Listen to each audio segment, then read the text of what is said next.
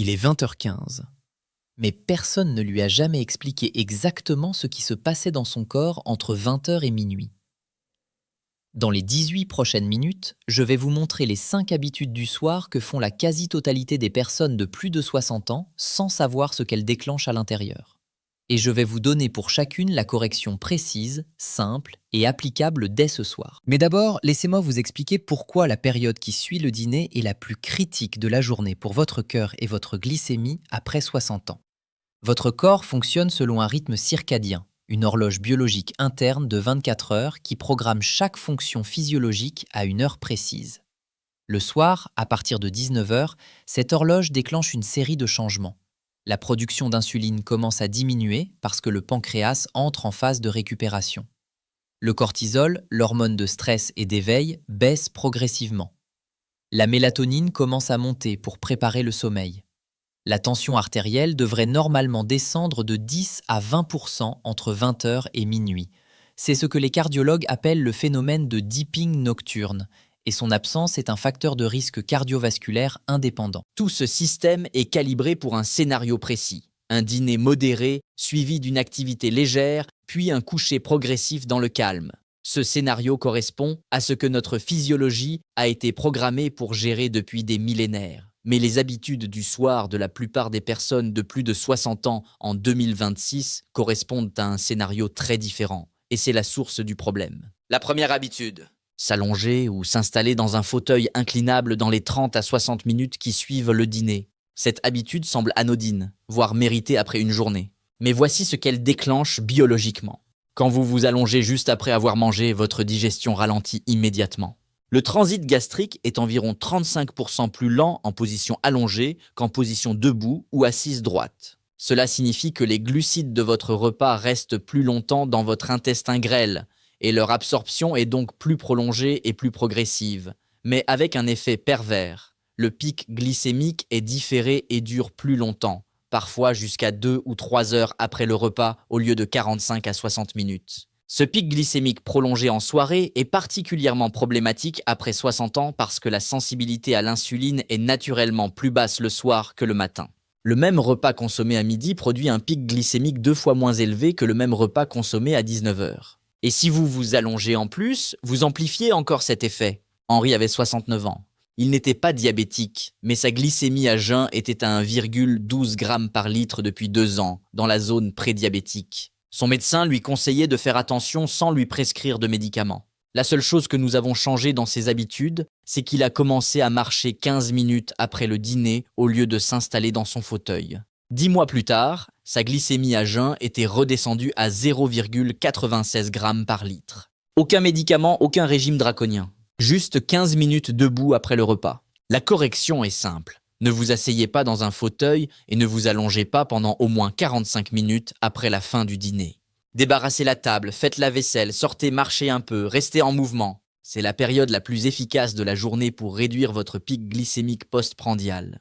La deuxième habitude, le dessert ou le grignotage sucré après le repas. Un carré de chocolat, quelques biscuits, un fruit supplémentaire, une cuillère de confiture, un verre de jus. Ces petits plaisirs du soir semblent anodins parce que les quantités sont faibles.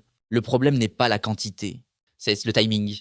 Quand vous consommez des sucres supplémentaires dans l'heure qui suit un repas déjà riche en glucides, vous créez ce que les endocrinologues appellent un double pic glycémique. Le premier pic correspond à la digestion du repas principal. Avant que ce premier pic ne redescende complètement, le sucre du dessert ou du grignotage crée un second pic par-dessus le premier.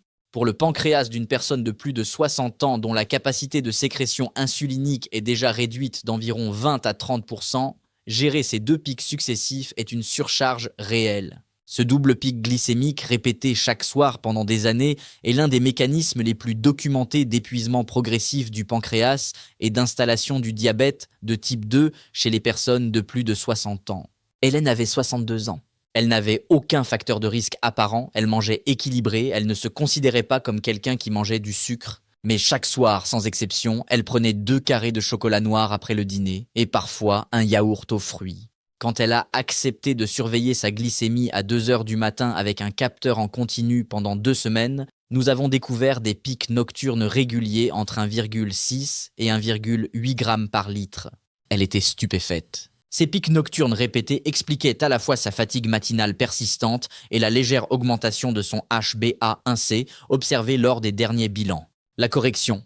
Si vous avez besoin de quelque chose après le dîner, attendez au minimum 1h30 et choisissez quelque chose qui ne déclenche pas de pic glycémique. Une poignée de noix, quelques amandes, un carré de chocolat noir à plus de 70% de cacao. Ces aliments ont un index glycémique proche de 0 et ne perturbent pas la glycémie nocturne. Maintenant, je dois vous parler de quelque chose qui concerne directement votre cœur. Parce que les 3e et 4e habitudes que je vais citer ne touchent pas seulement votre glycémie. Elles touchent directement la façon dont votre tension artérielle se comporte pendant votre sommeil. Et c'est là que le risque devient sérieux.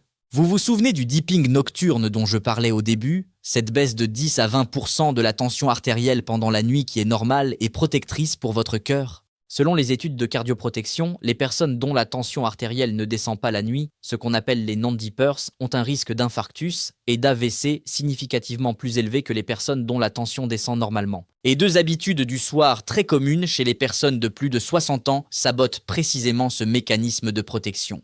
La 3e habitude. La consommation d'alcool le soir, même en petite quantité. Un verre de vin avec le dîner, un digestif après, ou une bière devant la télévision. Ces habitudes sont ancrées dans la culture française et beaucoup de personnes les considèrent comme inoffensives parce que les quantités semblent modérées. Voici ce qui se passe réellement. L'alcool a un effet vasodilatateur immédiat qui baisse légèrement la tension dans l'heure qui suit sa consommation. C'est pour ça qu'un verre de vin peut vous donner une sensation de détente et de chaleur. Mais dans les 3 à 4 heures qui suivent, quand l'alcool est métabolisé, il se produit un effet rebond vasoconstricteur. La tension artérielle remonte, souvent au-dessus de son niveau de départ. Et cette remontée se produit précisément pendant la phase de sommeil profond, entre 23 heures et 3 heures du matin. Chez une personne de plus de 60 ans, ce rebond nocturne de tension peut annuler complètement le dipping protecteur. Des études de suivi sur holter tensionnel de 24 heures ont montré que les personnes qui consomment 1 ou 2 verres d'alcool le soir présentent en moyenne une tension nocturne plus élevée de 8 à 12 mm de mercure que les personnes qui n'en consomment pas, même si leur tension diurne est similaire. Cette différence nocturne de 8 à 12 mm correspond à une augmentation significative du risque cardiovasculaire sur le long terme. Je ne vous dis pas d'arrêter définitivement l'alcool ce soir, je vous dis de déplacer ce verre. Si vous tenez à boire du vin, buvez-le à midi, pas le soir. Le foie métabolise l'alcool de façon beaucoup plus efficace en milieu de journée et l'effet rebond nocturne n'affecte pas votre sommeil profond. La 4e habitude, le sel dans le dîner et les aliments salés du soir. Ce n'est pas la quantité totale de sel sur la journée qui est le plus problématique pour la tension nocturne, c'est la concentration de sodium consommée en fin de journée.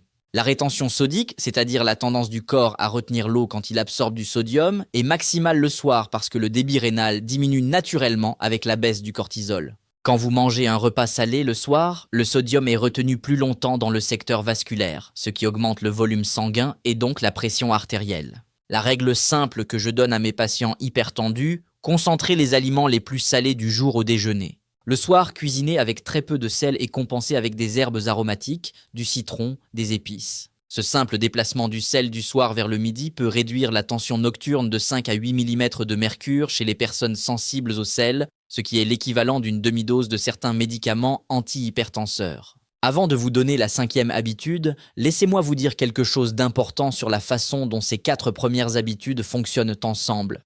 Elles ne sont pas indépendantes. Elles s'accumulent et se potentialisent. Une personne qui s'allonge après le dîner, qui grignote des biscuits, qui boit un verre de vin et qui a mangé un plat salé le soir a une glycémie nocturne et une tension nocturne très différente de quelqu'un qui marche après le dîner, qui ne grignote pas, qui évite l'alcool le soir et qui a salé modérément.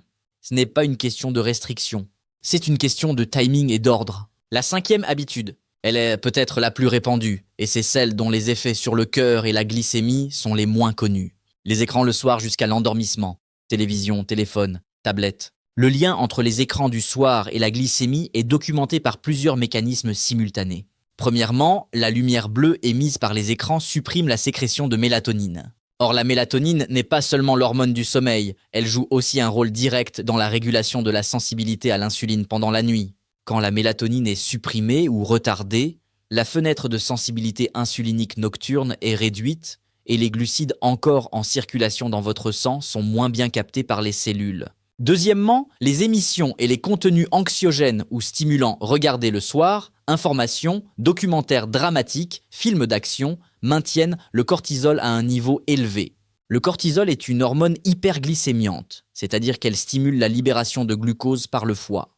Un cortisol élevé à 22 heures, quand il devrait être au minimum, produit un pic glycémique de stress, même sans aucune consommation alimentaire. Gilles avait 65 ans. Hypertension légère traitée par un seul médicament, glycémie limite. Il regardait les informations chaque soir jusqu'à 23h30 et s'endormait souvent avec le téléphone à la main. Quand nous avons étudié son holter glycémique, ses pics nocturnes les plus élevés correspondaient précisément aux nuits où il avait regardé des émissions stressantes jusqu'à tard. Nous avons institué une règle simple, extinction de tous les écrans à 22 heures. 30 minutes de lecture ou d'écoute musicale avant de dormir. En 4 mois, sa glycémie à jeun avait baissé de 0,08 g par litre et sa tension nocturne avait normalisé son dipping. La correction ? Éteignez tous les écrans au moins 45 minutes à 1 heure avant l'heure à laquelle vous voulez vous endormir. Remplacez ce temps par une activité sans lumière bleue et sans stimulation émotionnelle forte. Lecture d'un livre physique, musique douce, respiration lente, conversation tranquille. Récapitulons les 5 habitudes du soir qui sabotent votre cœur et votre glycémie après 60 ans. Premièrement, s'allonger dans les 30 à 60 minutes qui suivent le dîner. Correction. Restez en mouvement pendant 45 minutes après le repas, même une marche légère ou la vaisselle. Deuxièmement, le grignotage sucré ou le dessert dans l'heure qui suit le repas. Correction. Si vous mangez quelque chose après le dîner, attendez 1h30 minimum et choisissez des noix ou du chocolat noir à plus de 70%. Troisièmement, un verre d'alcool le soir. Correction. Déplacez votre verre de vin au déjeuner si vous ne souhaitez pas y renoncer complètement. Quatrièmement, un dîner riche en sel. Correction. Concentrez les aliments salés au déjeuner, cuisinez le soir avec des herbes et du citron. Cinquièmement, les écrans jusqu'à l'endormissement. Correction. Extinction des écrans 45 minutes à 1 heure avant le coucher, activité calme sans lumière bleue. Aucune de ces corrections ne demande un effort dramatique. Aucune ne nécessite de médicaments. Ce sont des déplacements dans le temps et des substitutions simples. Mais leur effet cumulé sur votre glycémie nocturne, votre tension artérielle pendant le sommeil et votre récupération cardiaque est documenté et mesurable en quelques semaines. Si cette vidéo vous a donné une information que vous allez appliquer dès ce soir, cliquez sur le pouce en haut maintenant. C'est le seul geste qui permet à cette vidéo d'atteindre les personnes qui en ont besoin et qui ne la verront pas autrement. Si vous n'êtes pas encore abonné, le bouton rouge est juste sous cette vidéo. Et je vous mets en écran de fin la vidéo sur ce que vous mangez au petit déjeuner qui détruit votre foie, parce que les habitudes du matin et du soir fonctionnent ensemble. À très vite.